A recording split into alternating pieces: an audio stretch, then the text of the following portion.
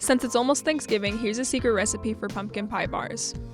In a large bowl, mix flour, butter, powdered sugar, and a pinch of salt together until the mixture is crumbly.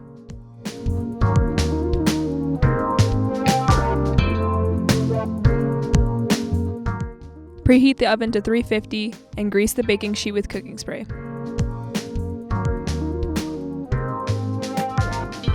Press dough evenly into prepared pan and then start the filling. In a large bowl, whisk together pumpkin, cream, brown sugar, eggs, flour, spices, vanilla, and salt.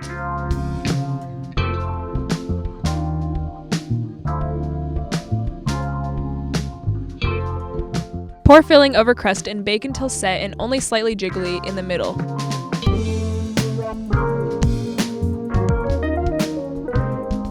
Let it cool completely. After all that, cut into squares, then dollop, Cool Whip, and dust with cinnamon before serving. This is a perfect dish to impress your family. Happy holidays!